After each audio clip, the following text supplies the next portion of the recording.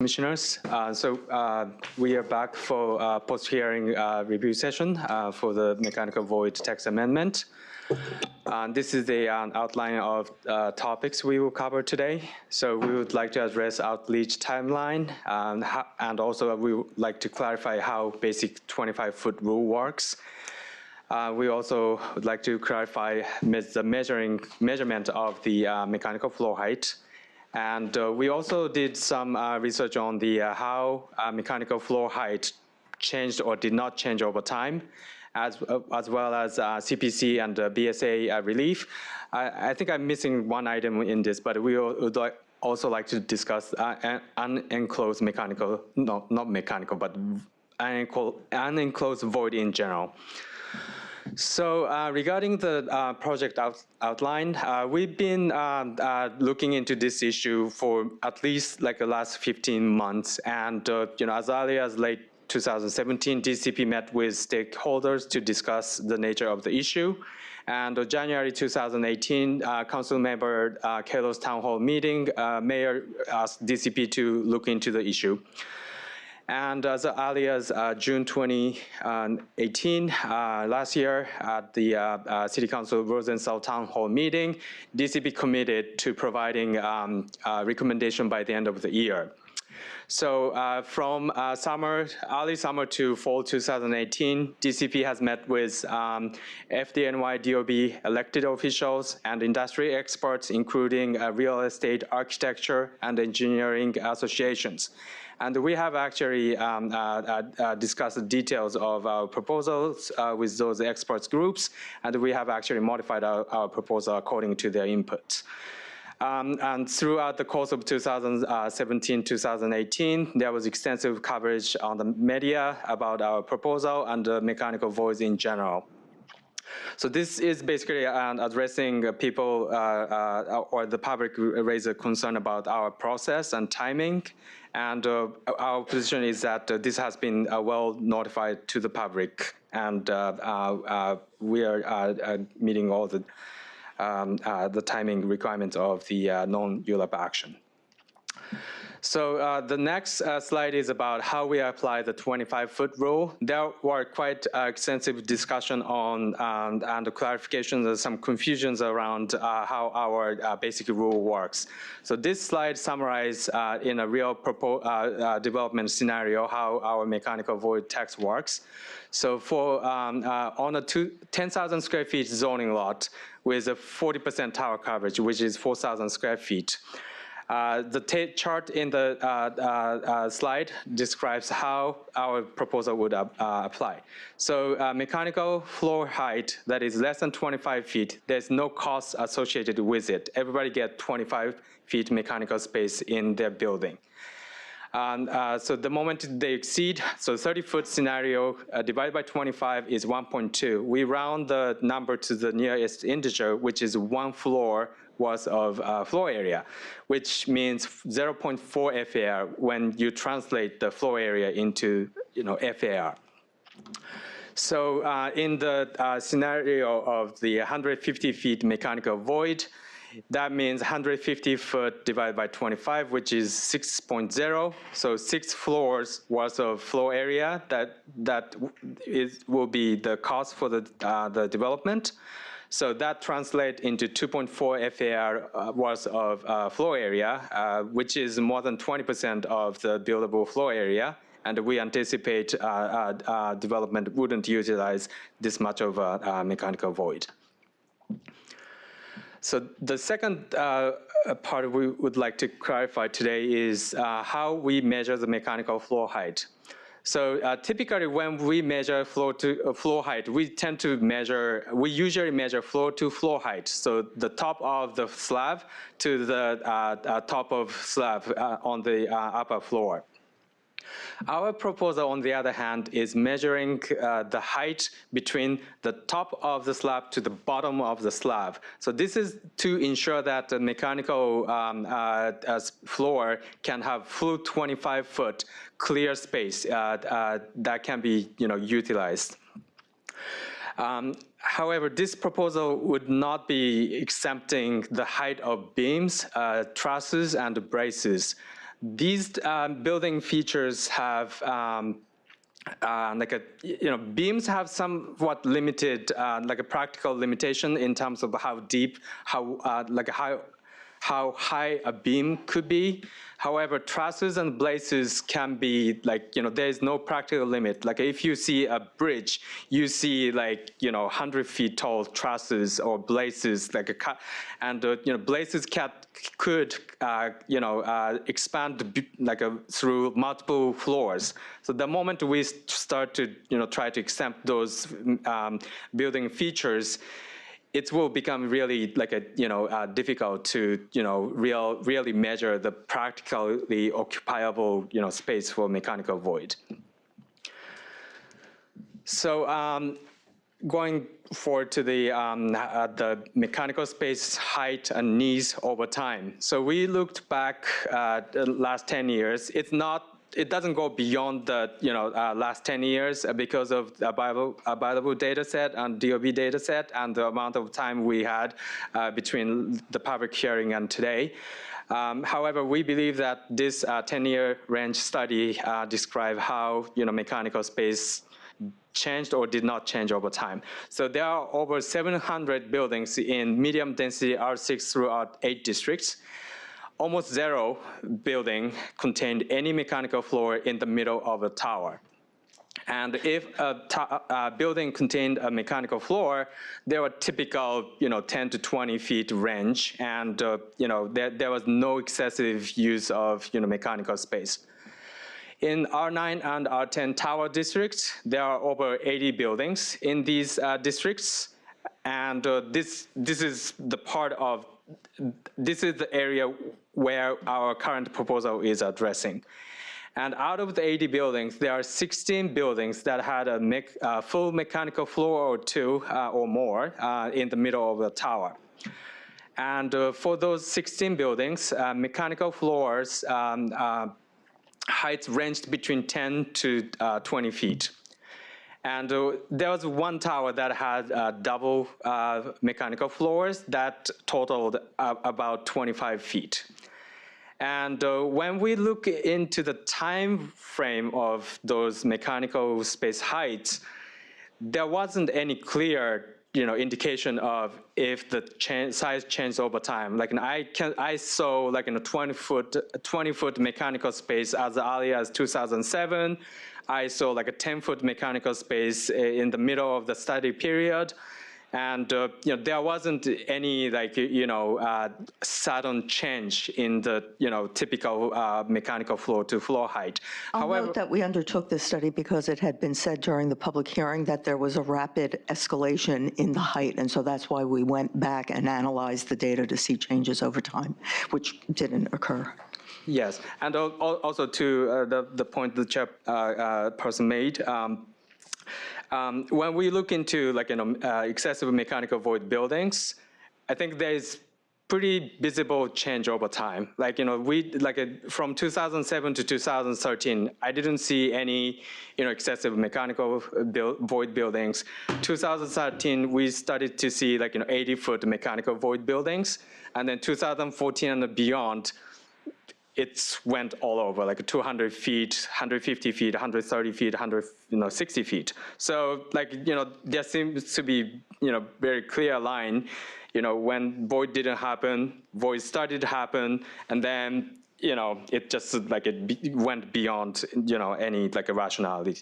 The other thing is that we did not find voids at 26 feet, at 32 feet. It went from finding it consistently below 25 feet to 80 feet. Yes. So this is what I presented to you right now is about looking backward, last 10 years. However, I would like to point out that a number of practitioners came out and they raised a concern about our current 25 feet mechanical floor heights, citing more energy efficient units that require larger fans, ducts, and more a bigger heat recovery units, etc. cetera. And some practitioners also cited prospective building code change in coming years. So this is something worthwhile the Commission would may want to look into. So there was also a request to look into the potential of CPC or BSA relief mechanism. So we did a very deep look into this topic, and we concluded that our proposal is a disincentive rather than a prohibition. And there is a mechanism already there to allow mechanical mechanical flow to be higher than 25 feet, given the except that they would have to pay a little bit of a cost, and and at the same time, many industrial experts agreed that the mechanics of the current proposal makes sense. It's not like a standard prohibition, but you can still do it. You just have to pay a little bit of a floor area to exceed the proposal height. And as far as we looked into all the testimonies, there wasn't really an expert that who raised they need more than like a 35-foot range. Some of them clearly said they don't care about 150 feet mechanical space. It's out of question. We don't need that much of height. But a lot of people raised like a 30 to 35 foot clear height would be more appropriate to future-proof the building technology. So. And the last point is BSA relief would be available for site conditions that meet the findings for a variance. So BSA always have a option to weigh into the issue and to give a necessary or appropriate relief for a particular development. But we thought it appropriate that the relief would be because of hardship, because again, this isn't a prohibition, it's a disincentive. And so we didn't see the need to create a special permit since it's self-correcting because it is the disincentive. Yes. So finally, unenclosed voids. So this is really a difficult topic for all of us. However, we did a very close look into the issue, and this is what we determined. So mechanical spaces are currently considered floor area. However, it's excluded from the zoning floor area calculations. So it's clear that mechanical floor equals floor area. It just doesn't count toward zoning floor area. On the other hand, unenclosed mechanical spaces are not floor area. They are currently not defined as a floor area. They are not enclosed. They are not within a building. Floor area addresses a space within a building. And capturing this as a zoning floor area would require very careful study, and it would be beyond the scope of this proposal. And finally, while accessible mechanical voids are detrimental to the quality of surrounding environment, unenclosed spaces can be a desirable design element beneficial to the building occupants and the public. So when we look into Midtown context or some other context, like a city core building on the 52nd, 53rd Street area, they have like a few hundred feet tall space under commercial building. The space is being used as a public open space as well as a transit entrance, which is serving great purpose for the public purpose. And the domino buildings with on the Brooklyn waterfront, it's a special permit building. Everybody looked into it before it's approved, and a lot of people like the design. And we don't necessarily want to prohibit that kind of design elements. So so this is the end of my presentation. Commissioner Dweck. The public hearing was, there was a lot of emotionally charged testimony, but certainly the testimony that came through to me the most was of the experts who weighed in on the 30, 35 feet. And what would be the department's take on extending it to 30 feet so that we future-proof any changes that would make buildings more efficient, which would be further our cause? So can you speak to that? Mm-hmm. Yes. So we believe that the expert made very clear and a clear point on that. 25 feet may be okay for today's standard. But however, energy efficient units are already available today, and there is no reason for the zoning to prohibit the use of those energy efficient mechanical features. And going forward in coming years, in a matter of a few years, we are anticipating building departments adopting more energy efficiency requirements. So yes, I believe that it makes sense to make sure our zoning wouldn't preclude the potential of energy efficient construction techniques. I'd add on top of that we have also seen a trend towards smaller mechanicals as well, but the purpose of this was not to be a gotcha that you're 26 feet. And the facts on the ground show that what we've seen is under 20, very few even at 25 feet, but then a jump to 80. And so the notion of listening to the expert testimony that we saw with 30 coming up repeatedly, we think could be an appropriate way of, again, not in any way trying to constrain needed mechanical space, but also addressing what we believe is the current gaming of the system. So to clarify, it's 30 would be something to be considered. Yes. I'd go on the record and say that I believe 30 would be an appropriate number, solely based on the expert testimony that came in front of us. Thank you so much. Commissioner Ramprashad. If you can just pull up that slide with the height, the floor-to-floor height. I just want to thank you for clarifying that. That's one of the questions I had from the beginning. Mm-hmm. And believe me, I think it would help even when applicants file and it goes to the DOB and the planning examiners look, I guarantee you this will come up as an issue. Mm-hmm. Because we get that all the time with lower density zones. What's the perimeter wall height? And, is it from the base plane to the bottom of the eave? There's always a gray area. The only question I had with regards to this, the measurement, is in cases where, for example, I believe a 4-inch concrete slab has a 2-hour rating, when you're required to have the rating, mm-hmm. and it's not fireproof, you don't use fireproofing or you don't use the intumescent paint, you have to sheetrock it or using gypsum board. And typically they would run channels from the bottom of the beams.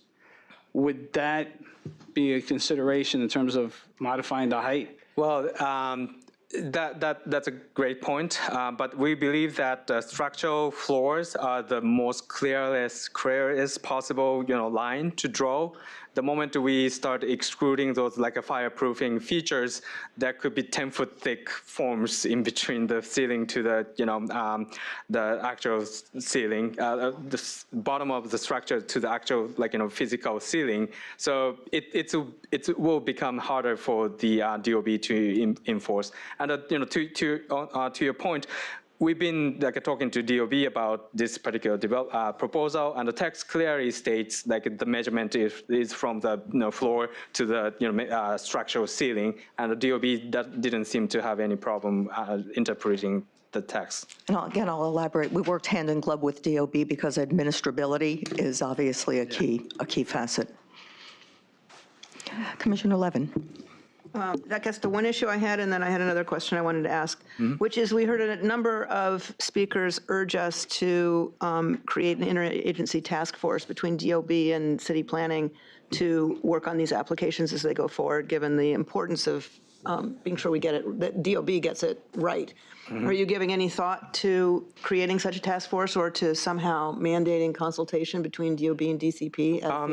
Just like a lot of text amendments, we do talk to DOB, and as I already said, we are talking to DOB to make sure that they feel comfortable enforcing the text. And I would just note that I don't believe a task force is needed. This is just standard operating procedure that when we do a text amendment like this, we work with them in the development and then obviously very heavily in the early phases of rolling it out to make sure that there is this shared understanding.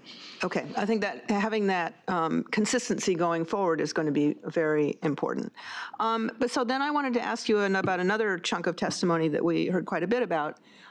We were urged that the importance of moving judiciously here because the world needs to count on the stability and continuity of our zoning regulations, and this, it was asserted, represents quite a significant change in the way the rules work. And it was observed that a 30-day referral period was fairly short, and this and that and the other thing, and suggested that a grandfathering period or a sunrise period would alleviate some of the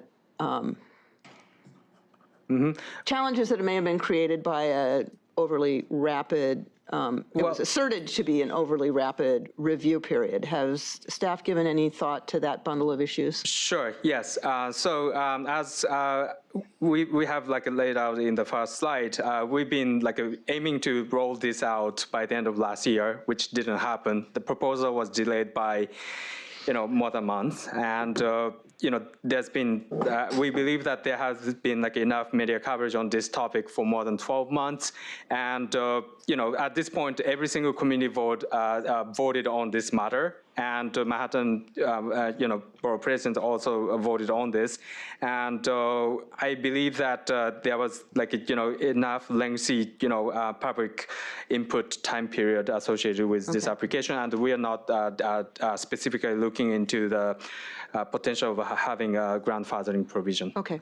But I think it is fair to assume that the projects, the very aggressive projects, the 150-foot void projects, they're the ones that brought this to everybody's attention, are the kinds of projects that are in the works for years. And we're probably fairly far along in pre-development by the time your process started. I want to make it clear, I'm not carrying any water here for the development community. I'm not, but I do think it's important that we be realistic in our recognition that this text change is going to capture some projects that people have been counting on, have been predicated on an understanding of how the zoning rules do work, and in fact how they do work. So we're going to change them, and we're going to kill some projects that have been in the works for quite a while, and that's going to have a cost to it. And we just have to acknowledge that, right? I would just note that that is the nature of zoning text changes, but we are confident that from the moment that it was announced at Councilmember Kalos's town hall, it was known throughout the development community, and coupled with our extensive outreach, there's no mystery about this. It was not only announced, a time frame was placed on when we would certify a project, and as Kiyoshi noted, in fact, it was delayed a bit. Yes, unfortunately, for some developments, there's a line, and the specific proposal in the Upper West Side, I don't think we should be speaking about particular proposals because that's not the basis of our text But there are some that are going to be stuck, right? And there's also mechanisms through the BSA as well. To get unstuck. Yes. Okay. Commissioner Ortiz. Hi, I wanted to follow up on Commissioner Dweck's comments and say that I also found the technical experts and engineers very compelling, and I think, the consideration of the 25 to 30 feet, given the kinds of sustainability and energy code, requirements that we want and be looking at, would be beneficial. Okay, thank you. Commissioner Cirillo. So I'll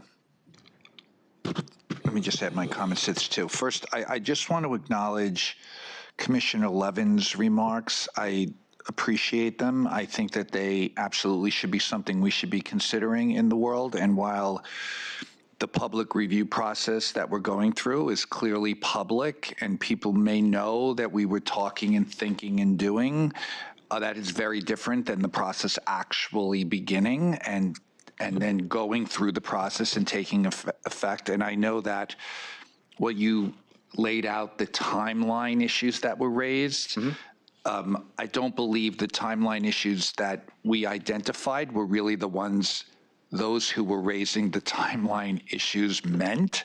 It meant what we did after it got to us as in some form of a proposal, and then how quickly that went. It wasn't about Councilman Kalos's town hall meeting or Councilwoman Rosenthal's town hall meeting. It was about what happened, which is somewhat unique, which was identified also from David Karnofsky, which was said was quite unique. So I just, for the record, that should be identified.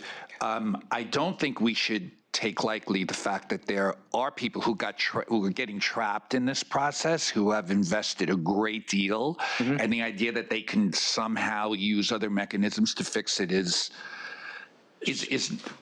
maybe true, but not necessarily the way government should be functioning. And we're not mentioning that while we are looking at this, at least this commission is looking at this on the substance, and no one who came at all on either side testified that this was not a reasonable issue for us to be taking up.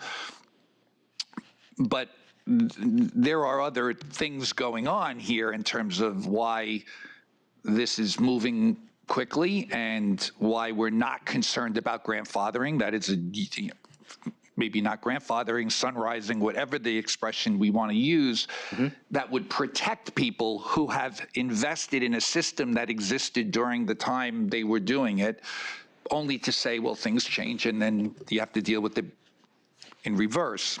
So just for the record, I don't know that that's the message we should be sending as the sort of government, even though I don't disagree at all that this is not an issue for us to be dealing with, because there are, no one came and said 160 feet is something that's necessary or should be. Even the experts didn't say that. So I think that just for the record, I just want to put that on the, out there too, because it is a point of view I have. Okay, thank you. I will say on the substance, though, I am still very confused about the formula we're using. Not that I'm confused, I get it.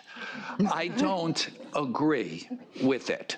I don't agree that we provide for the 25 feet or whatever the number becomes, although I personally remember more 35s than 30s, but the 5 feet at this point in time, but that as soon as you go a foot over, you lose 25 feet. And I don't understand why that is necessary.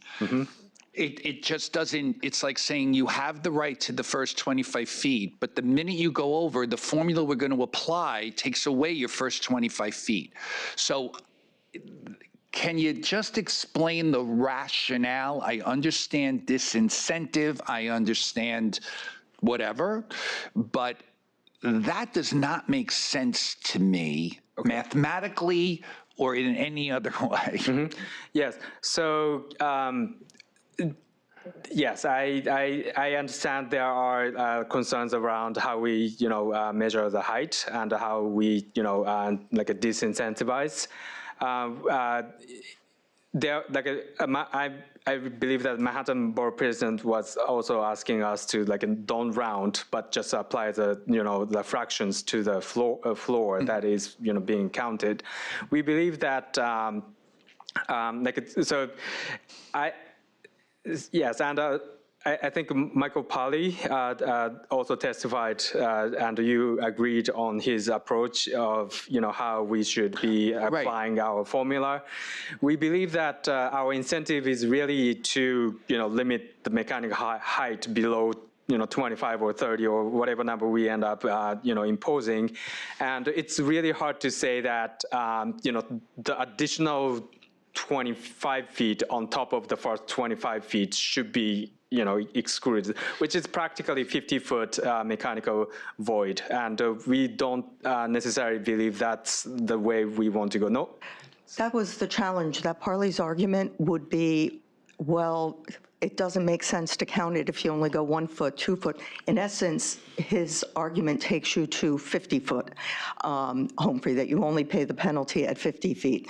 Now, one could address that by, and this chart is really helpful if one looks at the grayed out numbers, if one were to go to decimals, the 0.2, 0.4, 0.6, we think that that is inadvisable just from the point of view of administering this with the Department of Buildings.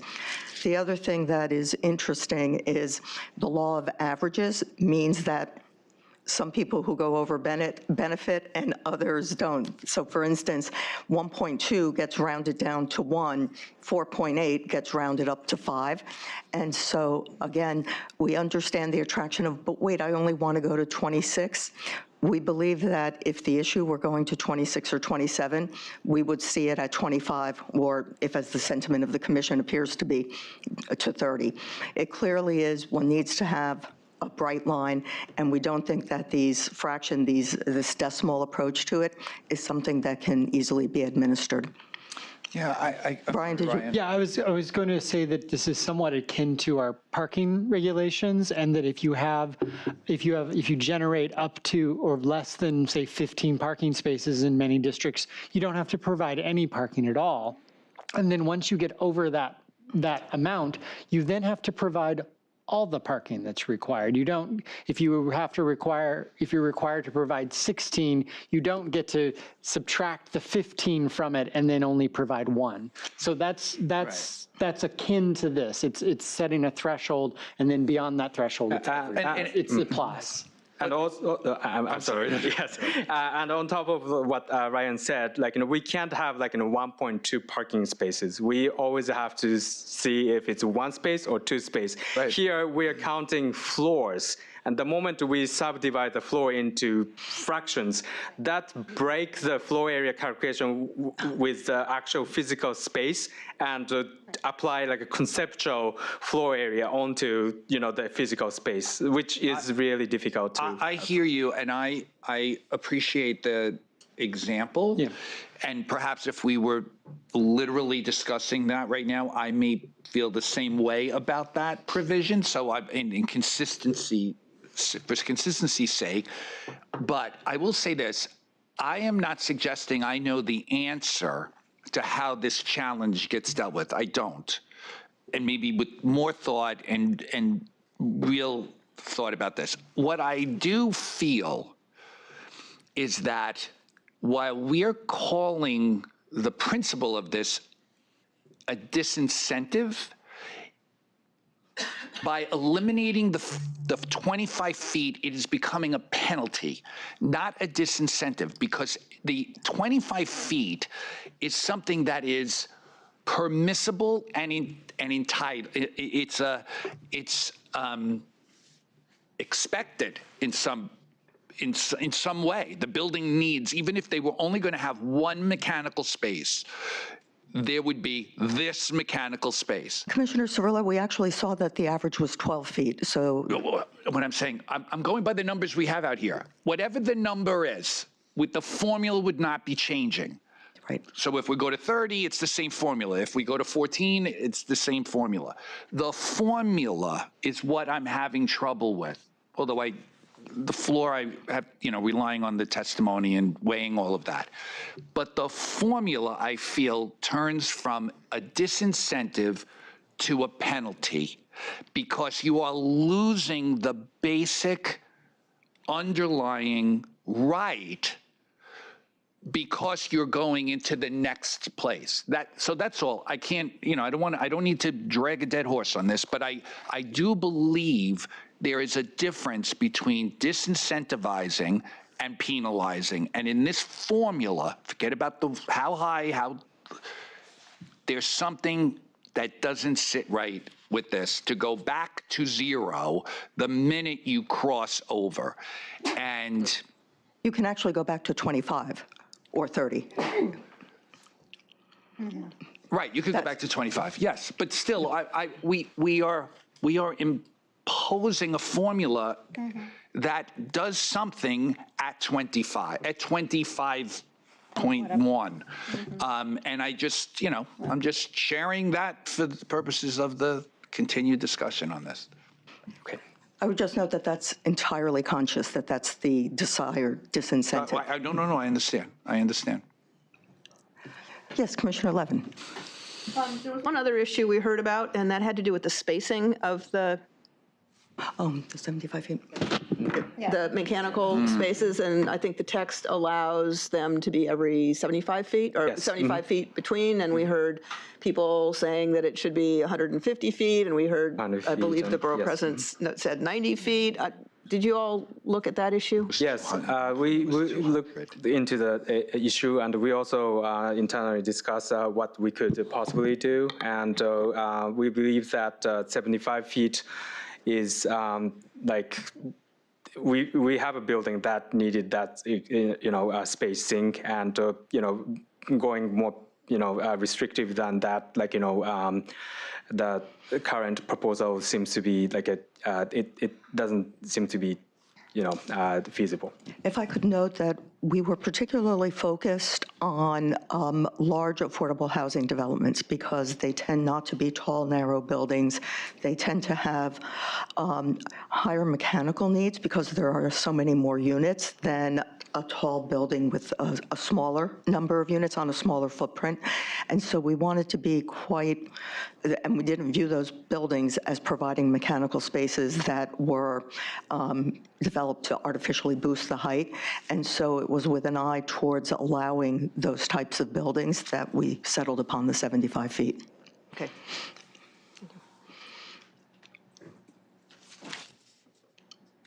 I do want to note that I thought that our public hearing almost 2 weeks ago was one of the most interesting ones. It, I think, showed the consequential nature of the issues that come before us, and also the incredible wisdom that comes from public hearings, how much we learn and benefit from them. Yes, Commissioner Rumpershot. Just want to add one other comment. I agree with Commissioner Cirillo, and there was some confusion, and when I look at the calculation, I do a double take to make sure I understand it. With regards to the notification, I noticed that it was started, I guess, since 2017, late 2017, but it came before us, I guess, late 20, yeah, thank you. Yes. I know from my point of view, after we had the hearing here, that's when I started hearing about it from all the other professionals, by the way. But it did, after that, it did get around and everyone started to hear about it. But I did not know that in January of 2018, about the town hall, because I'm from Queens, so I didn't know about the Manhattan. So sure. I just want to lay it out there. And I just have one question, technical question, I guess. When the Department of City Planning calculates density, is by 3/4, and you round up. When it's parking, in this case, you're going by 0.5. So I just trying to understand the logic behind that. Why is it different for the density when you're doing that? So if I have 4.75, you can round up, let me go back for a second. It's if you had 4.5 dwelling units, right? It'll go down to 4. All right, I lost my train of thought there for a second. I know for lower densities, we always had an issue with that. It was 3/4, I think, 23-22 in the zoning resolution. Yes, I'm aware of a different rounding methods. Yeah. And parking has one, the density factor has one, and the height factor calculation has one. Yeah. I believe that it really depends on the consideration of the actual outcomes, and it depends on the preference of the time that text was being crafted.